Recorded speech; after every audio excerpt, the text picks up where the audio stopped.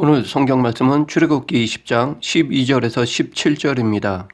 오늘은 10계명 중에 인간관계에서 지켜야 할 5번째 계명부터 마지막 10번째 계명에 대해 알아보고 그 안에 담겨있는 교훈을 살펴보겠습니다. 12절 내 부모를 공경하라. 그리하면 내 하나님 여호와가 내게 준 땅에서 내 생명이 길리라. 하나님께서 에덴 동산 가운데에 두신 선악을 알게 하는 나무는 하나님이 어떤 분이고 사람은 어떤 존재인지를 가르쳐 줍니다. 선악을 알게 하는 나무의 과실을 먹지 말라는 명령은 창조주이신 하나님과 피조물인 사람 사이의 질서를 보여주고 있습니다. 하나님께서는 모든 창조를 질서에 맞게 하셨습니다. 그리고 그 질서에 따라 과거뿐 아니라 지금도 다스리고 섭리하십니다. 그래서 사람은 살아가면서 하나님이 세우신 질서에 순종해야 합니다. 그 질서의 기본적인 말씀이 10계명 중에서 5번째 계명이라 할 수 있습니다. 이 5번째 계명은 하나님을 공경하듯이 부모를 공경해야 한다는 말씀입니다. 하나님께서는 부모를 공경하지 않는 것은 단순히 인륜적인 문제나 윤리적인 문제에 그치는 것이 아니라 당신에 대한 도전이고 반역으로까지 보십니다. 그래서 10계명에서의 인간관계의 계명 중에서 부모 공경에 관한 계명이 가장 먼저 나온 것입니다.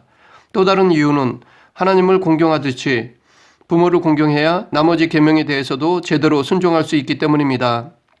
이것은 곧 부모를 공경하는 것이 모든 인간관계의 기본이고 하나님이 만드신 질서에 순종하는 기초가 된다는 것을 의미합니다. 이와 더불어 이 계명은 하나님과 이웃 사이를 연결하는 고리가 되기도 합니다. 왜냐하면 부모는 이 땅에서 하나님의 대리자로 붙여주신 존재이기 때문입니다. 그래서 성경에서 공경하라고 명령한 대상은 하나님과 부모뿐입니다. 공경하라는 단어는 히브리어로 카베드인데 이 말은 비중 있게 생각하다, 중요하게 여기다 라는 뜻입니다. 그런데 이 단어가 명령형으로 사용된 것은 구약에서 4번밖에 없습니다. 하나님에 대해서 2번, 부모에 대해서 2번 사용되었습니다. 이것은 하나님께서 우리에게 공경의 대상으로 주신 것은 당신과 당신의 대리자인 부모라는 것을 의미합니다. 그러므로 우리는 하나님을 공경하듯이 부모를 공경해야 합니다.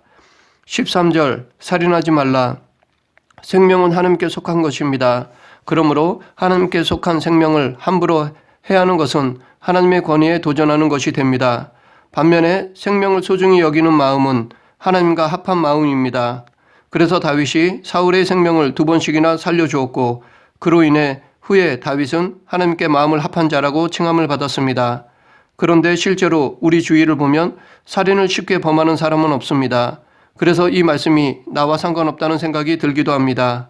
하지만 성경에서 말하는 살인의 범위는 넓습니다.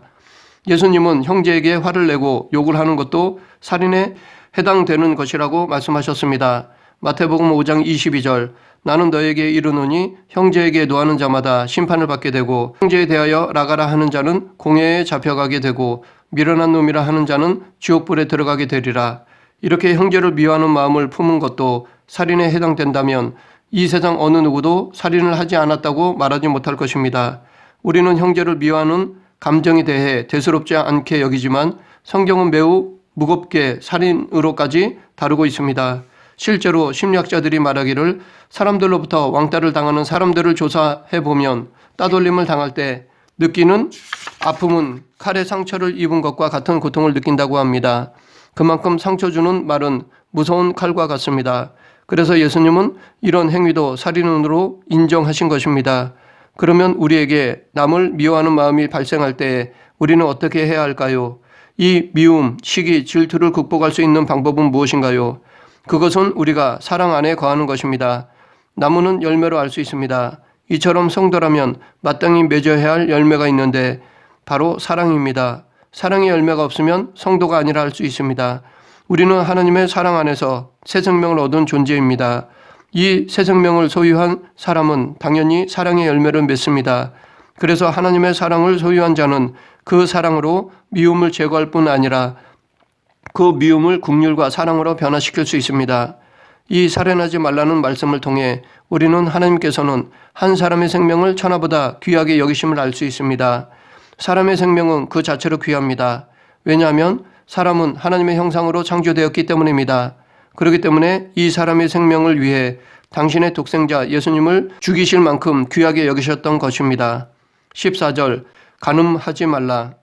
하나님은 당신이 택하신 이스라엘 백성들이 거룩하길 원하셨습니다. 그래서 하나님께서는 레위기 20장 26절에서 너희는 나에게 거룩할지어다. 이는 나 여호와가 거룩하고 내가 또 너희를 나의 소유로 삼으려고 너희를 만민 중에서 구별하였음이니라 라고 말씀하셨습니다. 이 거룩한 삶의 차원으로 오늘 본문에서 7번째 계명으로 간음하지 말 것을 명하셨습니다. 하나님은 짝지어준 배우자 외에 다른 어떤 사람과도 성적인 관계를 금하셨습니다. 왜냐하면 간음은 하나님이 명하신 거룩을 자기 스스로 파괴해버리는 것이기 때문입니다. 그런데 이방 민족들이 이스라엘 백성들을 유혹하여 거룩함을 무너뜨렸듯이 이 세상은 여전히 우리들을 죄로 유혹하고 있습니다. 하나님은 거룩한 곳에 임재하셔서 우리를 만나 주십니다. 모세가 세운 성막에서 그러하셨고 솔로몬이 세운 성전에서 그러하셨습니다. 그러므로 성령님이 거하시는 성전인 우리 몸을 거룩하게 해야 합니다. 우리는 말씀에 깨어 있고 시험에 들지 않게 늘 기도하며 만약 유혹의 상황에 직면했을 때는 적극적으로 그 자리를 피해야 합니다. 한 예로 요셉이 보디발의 아내로부터 유혹을 받았을 때 그는 유혹의 현장을 피했습니다. 유혹을 받는 상황에서 도망쳤습니다. 그러나 실제로 이런 상황을 맞닥뜨렸을 때 이렇게 행동한다는 것은 쉽지가 않습니다. 보디발의 아내가 이렇게 한 것은 당시 만연되어 있던 일이었기에 죄책감도 없었습니다. 우리는 악으로 치우치는 경향이 있기 때문에 옆에서 한두 사람이 괜찮다고 하면 금방 넘어집니다. 그렇기 때문에 우리는 말씀과 기도에 깨어 있어야 합니다. 요셉도 어렸을 때 아버지로부터 들은 하나님에 대한 말씀을 늘 기억하며 살았고 또한 언제 어디서나 기도 생활을 해왔었기에 보디발 아내의 유혹을 뿌리치고 그 자리에서 피할 수 있었습니다. 한편으로 그 반대의 예도 있는데 바로 다윗입니다. 온 이스라엘 군대가 암몬 자손과 전투를 하고 있는 동안 다윗은 예루살렘에 남아 있었습니다. 날이 저물고 잠깐 눈을 붙였다가 일어난 다윗은 왕궁 옥상을 거닐었습니다. 바로 그때 다윗의 시선에 한 여인이 목욕하는 모습이 들어왔습니다. 다윗은 그의 시선을 그 여인으로부터 거두어야 했습니다. 그리고 그 자리를 피해야 했습니다. 그러나 다윗은 그 자리를 떠나지 못하고 마음을 지키지 못하여 그녀를 데려오라 명하였습니다. 결국 죄를 범하고 말았습니다. 그런데 다윗의 죄는 여기서 그치지 않았습니다. 그녀의 남편 우리아를 전쟁터에서 죽게 하였습니다. 이처럼 거룩을 지키지 못하면 죄를 범하고 회개하지 않는 죄는 또 다른 죄를 불러옵니다. 15절 도둑질하지 말라. 예수님은 산상설교에서 세상에서 물질이 얼마나 큰 힘을 발휘하는지 경계하셨습니다. 재물 자체가 죄는 아니지만 돈이 하나님의 위치까지 앉을 수 있다는 것을 경고하셨습니다. 마태복음 6장 24절 하나님과 재물을 겸하여 섬기지 못하느니라. 이렇게 말씀하셨다는 것은 예수님 당시에도 재물에 집착하여 물질적 가치만을 숭배하는 사람들이 있었다는 것입니다. 그런데 이 물질 숭배는 오늘날 자본주의 사회를 살아가는 우리들에게는 더욱 심각한 문제입니다. 자본주의는 물질의 힘으로 살아가는 구조이기 때문에 그로 인해 교회 안에서도 물질의 영향력이 점점 커지고 있습니다. 돈만 있으면 뭐든지 다 할 수 있다는 생각은 성도들도 마찬가지입니다. 그래서 하나님의 응답을 기다리기보다는 돈의 힘을 더 확신합니다. 성령의 역사보다 물질의 힘을 더 의지합니다. 또 다른 문제는 이렇게 신앙생활에서 물질을 우선시하면 현실의 복을 추구하게 되며 불을 믿음의 척도로 보게 됩니다. 그리고 이렇게 불을 믿음의 척도로 보면 그 불을 위해 수단과 방법을 가리지 않게 되고 남의 것을 착취해도 이것을 죄로 여기기는커녕 오히려 복으로 여기는 잘못을 범하게 됩니다. 그래서 이 8번째 계명 안에는 욕심을 부리지 말고 내게 주어진 것으로 만족하며 살라라는 의미가 담겨 있습니다. 하나님께서 10계명을 통해 금하신 것들은 모두 인간의 타락한 본성에서 나오는 것들입니다. 즉 간음, 도둑질, 살인, 거짓말, 탐심 등의 악은 근본적으로 환경 때문에 오는 것이라기보다는 인간의 마음에 깊이 자리 잡은 죄된 본성 때문이라는 것입니다. 그래서 도둑질도 알고 보면 반드시 필요한 것이 아님에도 불구하고 더 소유하려고 하는 소유욕 때문에 오는 경우가 많습니다. 반면에 며칠을 굶어 어쩔 수 없이 훔치는 경우와 같이 욕심이 아닌 절대적 필요로 인해 어쩔 수 없는 도둑질은 세상에서도 어느 정도 정상 참작되며 오히려 우리는 그런 사람들을 돌보지 않은 책임감을 느껴야 할 것입니다. 16절 내 이웃에 대하여 거짓 증거하지 말라. 엘리사 선지자는 아람의 군대 장관인 나아만 장군의 나병을 고쳐주었습니다. 고칠 수 없는 나병을 고쳐주었으니 나아만으로서는 이루 말할 수 없이 기뻤습니다. 그는 아람에서 넘버2로서 부와 명예와 권력을 가지고 있었지만 나병으로 인해 그 모든 것이 헛된 것이 되었습니다. 그런 그에게 나병을 치료함으로 다시 부와 명예와 권력을 찾아준 엘리사에게 나아만은 무엇이든지 말만 하면 다 들어줄 것이었습니다. 실제로 자기 병을 고쳐주면 주려고 그는 아람에서 올 때부터 금과 은을 비롯하여 좋은 옷을 많이 가지고 왔습니다. 그래서 그 모든 것을 기쁜 마음으로 엘리사에게 줄 수 있었습니다. 그러나 엘리사 선지자는 나아만 장군이 주는 예물을 받지 않았습니다. 엘리사 선지자는 당시 가난한 선지자 생도들과 함께 살고 있었기 때문에 나아만 장군이 주는 예물이 필요했습니다. 그럼에도 불구하고 그는 나아만 장군이 주는 감사 예물을 받지 않았습니다. 예물을 받지 않은 것에 대해 사왕 게하시는 섭섭하게 생각했습니다. 이런 그의 마음을 인간적으로 보면 당연한 것이라 생각이 들기도 합니다. 그래서 게하시가 나아만 장군을 쫓아가서 은과 옷을 받아온 것은 이해가 가기도 합니다. 하지만 엘리사가 예물을 받지 않은 것은 그 치료는 하나님이 하신 것이었기 때문입니다. 하나님이 영광 받으셔야 했기 때문입니다. 이것은 마치 과거 아브라함이 붙잡힌 롯과 백성들과 재물들을 구하여 돌아왔을 때 소돔 왕이 재물을 주려고 할 때 아브라함이 사용한 것과 같은 의미로 볼 수 있습니다. 엘리사나 아브라함의 거절은 하나님의 영광을 드러내고자 함이었습니다. 반면에 모세는 이 실수로 말미암아 가나안 땅에 들어가지 못했습니다. 무리바에서 물이 없어 백성들이 원망하자 모세는 하나님이 하라는 대로 반석을 명하여 물을 냈어야 했는데 우리가 너희를 위하여 이 반석에 물을 내랴 하고 지팡이로 반석을 2번 쳤습니다. 이것은 우리가 보기에 아무렇지 않아 보여도 하나님의 거룩함을 나타내지 않은 것입니다. 마치 자기가 한 것처럼 했습니다. 그래서 모세는 하나님께 징계를 받았습니다. 사왕 게하시도 그 치료가 자기들이 한 것으로 여기고 그에 합당한 값을 받으려 했고 그 방법에 있어서도 거짓말을 했습니다. 그러나 그도 결국 그의 거짓말을 탄로나고 나아만의 병이 자신에게 생기게 되었습니다. 이렇게 거짓말은 좋지 않은 결과를 초래합니다. 그래서 솔로몬도 잠언 17장 7절에서 지나친 말을 하는 것도 미련한 자에게 합당하지 아니하거든 하물며 거짓말을 하는 것이 존귀한 자에게 합당하겠느냐라고 말했습니다. 또한 이 거짓말의 결과에 대해서도 잠언 19장 5절에서 거짓 증인은 벌을 면하지 못할 것이요 거짓말을 하는 자도 피하지 못하리라 라고 말하고 있으며 9절에서도 거짓 증인은 벌을 면하지 못할 것이요 거짓말을 뱉는 자는 망할 것이니라 라고 하였습니다. 신약 성경에서도 거짓말로 인해 하나님께 심판을 받은 예를 찾아볼 수 있습니다. 사도행전 5장에 아나니아와 삽비라 부부의 이야기가 나옵니다. 그 부부는 거짓말로 인하여 현장에서 하나님의 벌을 받아 죽었습니다. 2사람 모두 작정하고 함께 입을 맞춰 거짓말을 했습니다. 베드로 사도는 그들이 한 거짓말을 성령을 속인 것으로 규정하였고 사탄의 다스림을 받은 것이라고 책망했습니다. 아나니아여 어찌하여 사탄이 내 마음에 가득하여 내가 성령을 속이고 땅값 얼마를 감추었느냐. 또한 거짓말을 심으면 거짓말의 열매를 거둔다는 것을 우리는 야곱을 통해 알 수 있습니다. 창세기 29장에서 야곱은 눈이 보이지 않는 아버지를 속여 형 에서에게 주려고 했던 축복을 가로채는 데 성공했습니다. 그런데 훗날 자기도 외삼촌에게 품삯에 대해 10번이나 속고 아들들에게도 요셉이 죽었다고 속았습니다.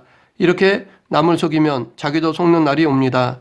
그런데 세상에 살면서 거짓말이 필요하다고 생각될 때도 있습니다. 즉 선의의 거짓말을 해야 할 때가 있다고 생각합니다.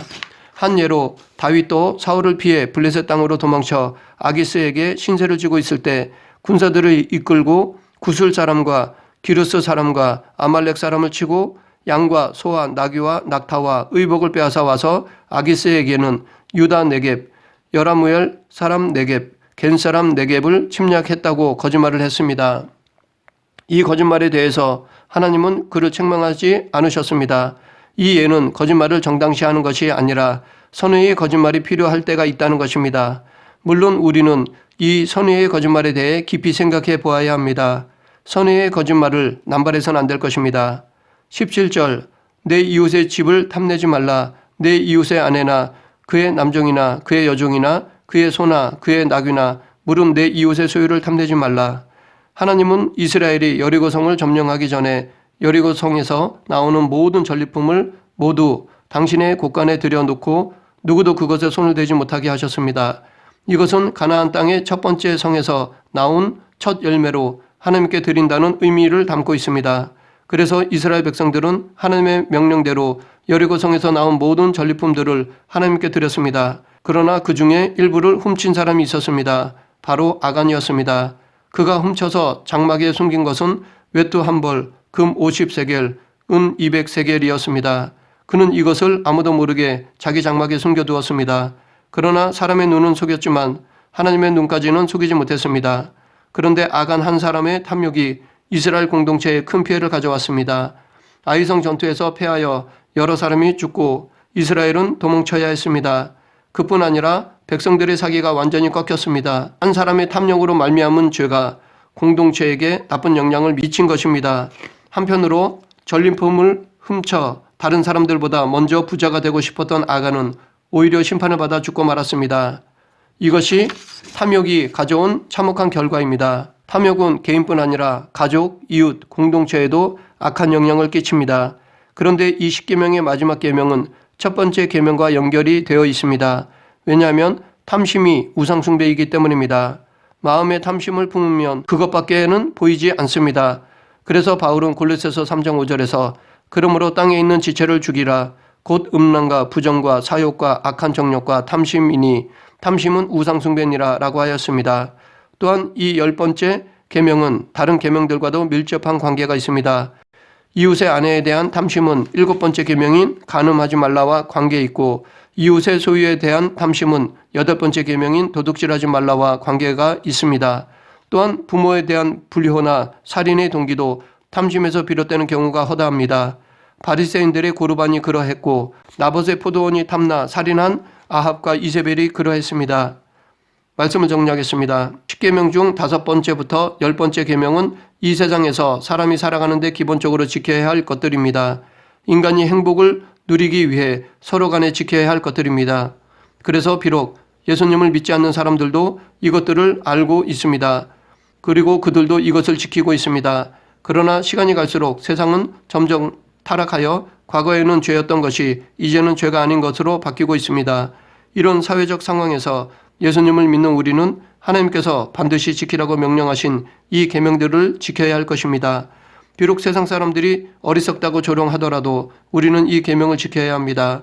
이것이 어두워가고 썩어가는 사회의 등불과 소금이 되는 것입니다. 우리 모두 하나님의 말씀에 순종함으로 세상의 빛과 소금이 되고 하나님께서 예배해 두신 은혜를 누리는 성도가 되길 간절히 축원합니다. 기도하겠습니다. 사랑과 은혜가 풍성하신 하나님 아버지, 하나님께서 말씀하신 이 10계명을 지키고자 수고하고 노력하는 성도가 되게 하여 주시옵소서. 많은 유혹 속에서도 하나님 말씀에 순종하여 이 땅에서 천국 백성으로 살아가는 성도들이 되게 하여 주시옵소서. 예수님 이름으로 기도드립니다. 아멘.